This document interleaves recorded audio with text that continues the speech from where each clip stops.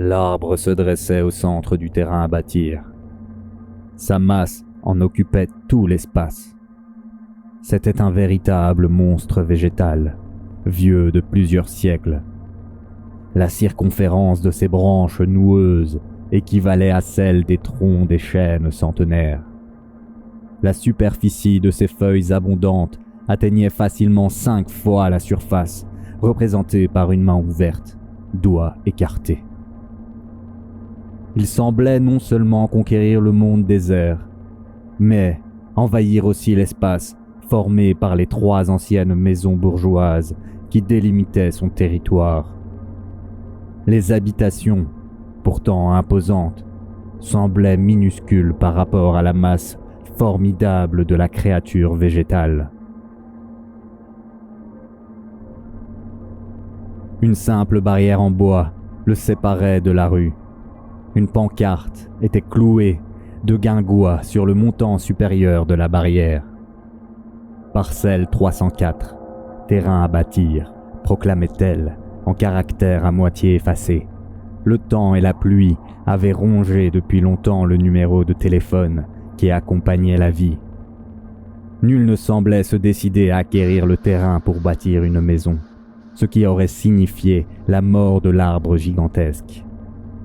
Depuis des temps immémoriaux, l'arbre vivait là, et encore pendant des temps immémoriaux, il continuerait à prospérer. Rien ne semblait pouvoir le déloger. Le couper, ce serait commettre un acte sacrilège. C'était ce qu'éprouvaient la plupart des acheteurs potentiels lorsqu'ils venaient jeter un coup d'œil à la parcelle 304. Le souffle coupé par les dimensions de l'arbre, ils renonçaient à devenir les mécréants qui mettraient fin à son existence. La parcelle appartenait à la ville. Elle en avait hérité lorsque son ancien propriétaire était mort de vieillesse, sans laisser d'héritier. Le vieil homme n'avait jamais eu l'intention de vendre la parcelle. Il disait, à qui voulait bien écouter ses divagations, que le terrain appartenait à l'arbre et qu'il ne fallait surtout pas y toucher. Pendant des siècles, sa famille s'était occupée de l'arbre. Un très lointain ancêtre l'avait planté au centre d'un vaste pré, qui avec le temps avait été absorbé par l'histoire jusqu'à se réduire à cette portion congrue connue sous l'appellation de parcelle 304. La ville n'avait que faire d'un tel héritage. Un arbre ne paye pas d'impôts et ne vote pas. Donc, mieux valait employer la parcelle à quelque chose de plus utile. Mais nul n'en voulait, malgré le prix dérisoire demandé par la ville pour se débarrasser de la parcelle. Grégory était fasciné par l'arbre. Chaque soir après l'école, il venait l'admirer. Les enfants ont toujours aimé les arbres. Ils entretiennent des relations privilégiées avec ceux-ci. Et plus l'arbre est vieux, et plus les enfants aiment jouer à l'abri de ses frondaisons, l'escalader et le transformer en vaisseau végétal qui les emporte dans le monde imaginaire de leur jeu. C'est étrange quand on y songe. Les hommes, dans les débuts de la vie, aiment côtoyer des créatures possédant un âge qu'ils n'atteigneront jamais. Mais il est vrai que l'enfance est un état où les hommes n'ont pas encore conscience de leur caractère mortel.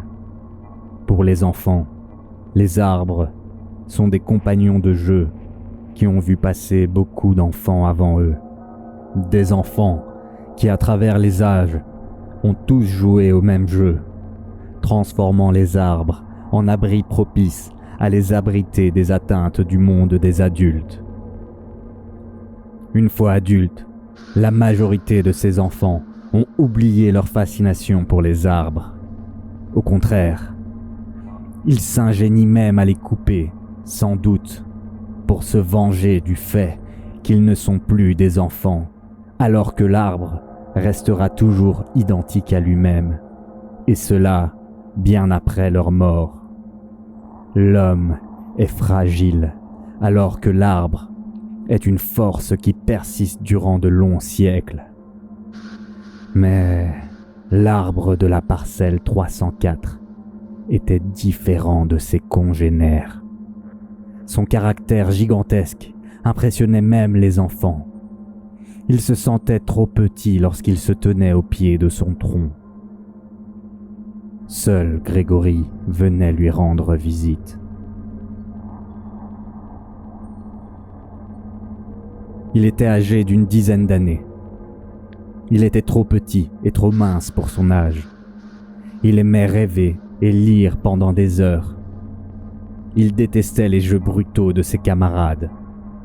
Il n'était jamais parvenu à grimper sur une bicyclette sans en tomber la seconde d'après. Autant de choses qui le désignaient comme brebis galeuse du troupeau. Dans toutes les écoles, dans tous les quartiers, il faut toujours qu'il y ait un môme différent des autres. Un môme qui rêve, un môme pas très costaud. Ce môme servira d'office d'exutoire aux autres. On se moquera de lui parce qu'il n'est pas doué en sport. On se fichera de lui parce qu'il écoute avec intérêt les leçons de son institutrice. On lui arrachera ses précieux livres parce qu'il a l'audace de partir à l'exploration de mondes imaginaires plutôt que de se contenter des horizons limités offerts par le quartier populaire où ils vivent tous. Grégory était né dans la mauvaise famille et dans la mauvaise ville. Chez lui, on ne lisait pas, on regardait la télé. Dans son quartier, on était fier si on possédait peu d'imagination, et l'on s'extasiait devant des émissions où des personnes ordinaires devenaient des vedettes parce qu'elles étaient ordinaires. Grégory se sentait mal à l'aise dans cet univers. L'arbre représentait à ses yeux son seul ami. L'arbre affirmait la grandeur face à l'existence dérisoire des habitants du quartier. L'enfant avait l'impression qu'il cherchait à atteindre le ciel, comme si sa cime était un jour destinée à en crever le plafond. Tous les soirs, après l'école, il rentrait chez lui, en faisant le détour par la parcelle 304, et il restait presque 1 heure de l'autre côté de la palissade, à contempler l'être végétal. Il n'osait pas la franchir, non pas par peur de commettre un acte interdit, mais parce qu'il ne se sentait pas digne de fouler le sol dans lequel s'enfonçaient les monstrueuses racines. Si seulement, quand il serait grand, il pouvait faire preuve de la même détermination, de la même volonté à vouloir s'affirmer. C'était son désir secret, qu'il n'aurait jamais avoué à quelqu'un d'autre, de peur d'attirer les moqueries. La tête emplie de l'image de l'arbre, il rentrait chez lui. Sa mère ne lui demandait jamais où il traînait ainsi. Elle croyait qu'il s'attardait à jouer avec quelques camarades après l'école. Pour elle, c'était une activité saine. Mieux valait cela que sa détestable habitude de s'enfermer seul dans sa chambre à lire. On apprend le monde dehors, et non en parcourant les pages de livres, et puis, cela ne devrait pas être bon pour les yeux. Sa mère tenait à ce que son fils unique devienne une personne normale, ouverte aux autres, et non un solitaire endurci. Peu de temps après, son père rentrait de l'usine, complètement fatigué. Son fils était sa seule joie dans l'existence. Il aurait bien voulu passer beaucoup plus de temps avec lui, mais les temps étaient durs. Il ne pouvait se permettre de refuser de faire des heures supplémentaires, mal payées, alors qu'une restructuration menaçait de frapper l'usine. Il savait que son fils était intelligent et qu'il pourrait aller loin dans la vie si on lui en donnait l'occasion. Il regrettait sincèrement d'être aussi crevé après le boulot pour s'occuper de Grégory.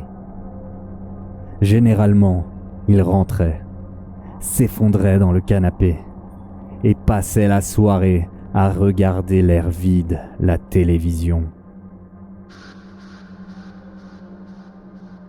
Après le souper, Grégory montait dans sa chambre pour faire ses devoirs, lire le dernier ouvrage emprunté à la bibliothèque, et aux alentours de 10 heures, il se couchait et s'endormait en rêvassant à l'arbre. C'est ainsi que se déroulait sa vie, jusqu'au jour où il ne rentra pas de l'école. L'affaire fit le tour du quartier. On soupçonnait un pervers de l'avoir enlevé. Certains affirmèrent même avoir vu une mystérieuse camionnette blanche rouler dans les jours qui précédèrent la disparition de Grégory autour de l'école. La police mena son enquête, mais ne trouva rien. Le petit semblait s'être littéralement volatilisé dans la nature. Elle réussit, après avoir récolté de nombreux témoignages, à établir qu'il avait été vu pour la dernière fois se dirigeant vers la rue d'Orifort, ce qui tendait à confirmer les risques d'enlèvement du petit. Plus de la moitié des habitations de cette rue sont abandonnées. Ce sont des anciennes maisons bourgeoises qui ont subi le contre-coup de la popularisation du quartier. Soit elles sont trop chères à l'achat, soit elles nécessitent trop d'investissements en termes de travaux de rénovation pour les rendre habitables. De telles habitations, laissées à l'abandon, deviennent très vite des repères de drogués, de jeunes squatteurs et de toute une faune susceptible de faire un mauvais coup. L'inquiétude monta encore d'un cran lorsqu'un camarade de classe expliqua que Grégory lui avait avoué se rendre souvent à cet endroit pour retrouver un ami. La police fit une descente dans les 2 maisons occupées par des squatteurs. Malgré la vindicité populaire, persuadée que c'étaient eux les coupables, elle les relâcha, faute de preuves. Ces derniers quittèrent alors le quartier à la recherche de maisons abandonnées dans une atmosphère plus sereine. Les habitants se résignèrent. On n'aurait très certainement plus aucune nouvelle dans l'avenir de Grégory. Sa disparition eut pour conséquence que l'on interdit aux enfants de traîner après l'école et de sortir après la nuit tombée. Ils durent jouer à proximité de leur maison, là où leurs parents pouvaient les surveiller. Mais au bout de 2 mois, le quartier retrouva peu à peu son visage habituel et les enfants purent reprendre leurs habitudes. On commença même par chuchoter que Grégory avait été imprudent de se rendre dans une telle rue. De toute façon, le petit avait toujours été bizarre. Il évitait la compagnie des autres gosses de son âge. Pas étonnant qu'une telle chose lui soit arrivée. Finalement, sa disparition ne releva plus que de l'anecdote. Mais, bien sûr, ce n'était pas le cas pour ses parents. La mère sombra dans un état d'apathie généralisée face à l'existence. Elle passait ses journées assise sur une chaise de la cuisine et observant la rue par la fenêtre, dans l'espoir de voir revenir son enfant. Elle ne sortait quasi plus de chez elle. Elle se contentait d'attendre encore et encore. Elle délaissait totalement l'entretien de la maison. Les repas n'étaient plus constitués que de plats surgelés réchauffés au micro-ondes. Le père, de son côté, versa peu à peu dans l'alcoolisme. Il s'en voulait cruellement de la disparition de son fils. Il s'en sentait responsable. S'il avait été plus présent à la maison, peut-être que Grégory n'aurait pas cherché un mystérieux ami. Il avait conscience que son fils avait été solitaire et il était persuadé, à présent, que cette situation trouvait son origine dans son absence. Après l'usine, au lieu de rentrer chez lui, pour retrouver sa femme, murée dans ses reproches à son égard, il se rendait dans la taverne du quartier, où il tentait vainement de noyer dans l'alcool son sentiment de culpabilité. La plupart du temps, il rentrait en fin de soirée, complètement ivre. Sa femme ne disait rien. Elle sortait un plat du surgélateur, le réchauffait et lui amenait alors qu'il s'effondrait dans une crise de larmes en implorant son pardon.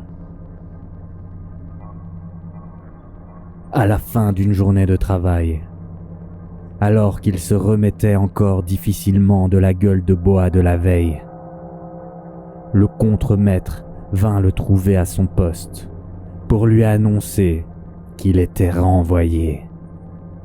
Son licenciement n'était pas lié à la restructuration en cours. Avant la disparition de Grégory, il était l'un des meilleurs éléments de l'usine. Mais depuis, ses performances avaient baissé. Il arrivait souvent en retard à son travail et partait avant la fin de la journée normale. Le contremaître n'était pas un mauvais homme. Il compatissait à sa douleur et avait fait son possible pour le couvrir. Mais le père avait sombré dans l'alcoolisme et cela, il ne pouvait le tolérer. Il risquait de provoquer un accident, ce qui pourrait se retourner contre lui. Le père prit ses affaires et partit sans faire d'esclandre. Plus rien ne lui importait désormais. Un malheur de plus ou de moins, ce n'est pas cela qui lui rendrait Grégory. Il se rendit directement à la taverne, comme à son habitude, sans même prévenir sa femme de son licenciement. Il en sortit 3 heures plus tard, complètement éméché. Il hurlait le nom de son fils dans les rues désertées. Il n'avait aucune envie de rentrer chez lui. Il voulait que les douleurs de la séparation et de la culpabilité puissent cesser une bonne fois pour toutes. Au lieu de prendre le chemin habituel pour rentrer chez lui, il l'obliqua au carrefour et s'engagea dans la longue rue des Dorifort. Il pleurait toutes les larmes de son corps, titubant d'un bord du trottoir à l'autre. L'émotion était trop forte. C'était ici qu'il était arrivé quelque chose à son fils. Il était presque arrivé au bout de la rue lorsqu'il passa devant la parcelle 304. Machinalement, il jeta un coup de pied à une chaussure qui gisait au milieu du trottoir. Le soulier, sous le choc, roula en dessous de la palissade. Il continua à marcher quelques pas. Puis, il s'arrêta comme frappé par la foudre. Il essuya ses larmes et revint sur ses pas, le cœur battant. « Non, non, ce n'est pas possible, » se dit-il. Il enjamba les planches et chercha la chaussure. Il la retrouva au bout de quelques minutes. Elle avait roulé jusqu'aux premières racines de l'arbre. Il se baissa pour la ramasser, et en tournant vers la lumière de la rue, il contempla l'objet, les yeux écarquillés de surprise. C'était l'un des souliers que portait Grégory le jour de sa disparition. Il lâcha, tétanisé par sa découverte. Comment ne l'avait-on pas retrouvé auparavant? La police, aidée de volontaires du quartier, avait pourtant passé au peigne fin toute la rue, à la recherche d'indices de ce type, et il venait de choter dedans alors qu'il se trouvait bien en évidence sur le trottoir. Il secoua la tête pour sortir de son état d'hébétude. Un bruit derrière lui le fit sursauter.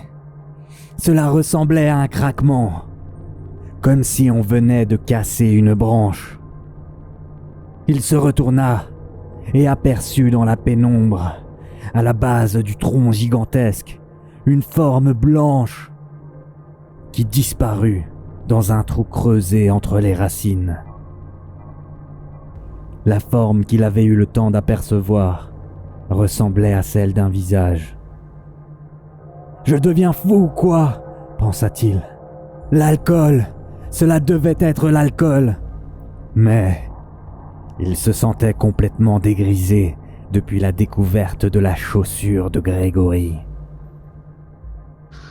Il s'approcha lentement du trou et se mit à genoux pour tenter d'apercevoir ce qui pouvait bien se dissimuler à l'intérieur. L'orifice était creusé dans le tronc de l'arbre et il était suffisamment large pour laisser le passage à un enfant. Il avança prudemment la tête en direction de l'ouverture. Les ténèbres du trou étaient épaisses. Il n'y aurait pas beaucoup de chances de discerner quoi que ce soit. Pourtant, il crut discerner un mouvement à l'intérieur. Son cœur battait à tout rompre. Il était persuadé que quelque chose se cachait là, dans l'obscurité, et l'observait. Sans doute un animal. Oui, mais il avait trouvé la chaussure de Grégory, et l'on pouvait facilement dissimuler un corps dans cette petite grotte végétale. Il recula sur les genoux de quelques mètres, paniqué par cette idée soudaine. Il ne voulait pas trouver le cadavre de son fils. Cela serait trop horrible, trop. Mais il devait savoir. Il rampait de nouveau vers le trou, lorsqu'une forme blanche en jaillit et fonça droit sur lui. Avant que les dents de la créature ne se referment sur son cou, il distingua nettement la figure de son assaillant. Une figure plate, horriblement blanche, dont les traits ressemblaient à ceux de Grégory. Mais un Grégory dont on aurait écrasé la face pour en faire un visage de cauchemar. Il voulut hurler de terreur. Il n'eut pas le temps. La créature lui écrasa le larynx entre l'étau de ses mâchoires. Il s'écroula sur le sol, alors qu'il sentait des dents ouvrir sa gorge. La créature se dégagea, et il sombra dans l'inconscience, et puis la mort.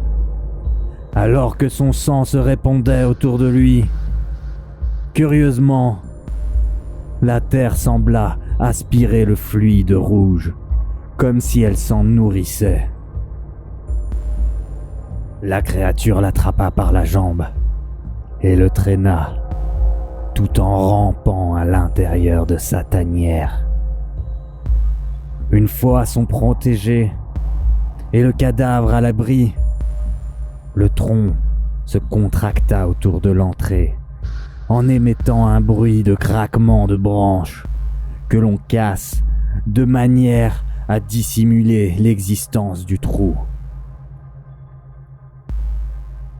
Le temps végétal reprit son cours, sur un rythme lent, patient. Grégory poursuivait sa transformation, en se nourrissant du suc qui garnissait la paroi de sa tanière. il utilisa la capacité acide de la sève de l'arbre pour faire fondre le cadavre de son père. Le piège avait fonctionné à merveille. Depuis des siècles, l'arbre surveillait les alentours. Il avait acquis, durant sa longue évolution, le pouvoir des sens. Ce n'était ni la vue, ni l'ouïe, ni le toucher, ni le goût, ni l'odorat, mais un sens qui lui était propre, un sens propre aux arbres de son espèce, un sens intuitif, similaire à celui qu'utilisent les hommes lorsqu'ils rêvent. Grégory vivait connecté à l'arbre. Ce dernier l'avait choisi entre tous pour donner naissance à une nouvelle espèce. Et il avait senti que son père biologique approchait à travers le sens végétal de son hôte. Il en avait conçu de la haine. Il avait eu juste le temps de ramper hors de sa tanière pour poser la seule chaussure qui lui restait bien en évidence sur le sol. Il avait tué son père humain et pouvait à présent fusionner totalement avec la matrice végétale. Plus jamais il ne connaîtrait la médiocrité des hommes, leur incapacité à aspirer à autre chose qu'eux-mêmes. Il était le premier d'une nouvelle espèce, en pleine gestation. Un futur prédateur, produit par le monde végétal, afin de détruire le règne humain qui le menaçait. L'arbre avait attendu, patiemment, qu'un tel enfant vienne à lui. Un enfant différent des autres, porteur d'un dégoût profond pour ses semblables, occasionné par des brimades intempestives. Il avait fini par franchir la palissade. L'arbre lui avait révélé son orifice. Il s'était glissé à l'intérieur pour débuter sa phase de mutation.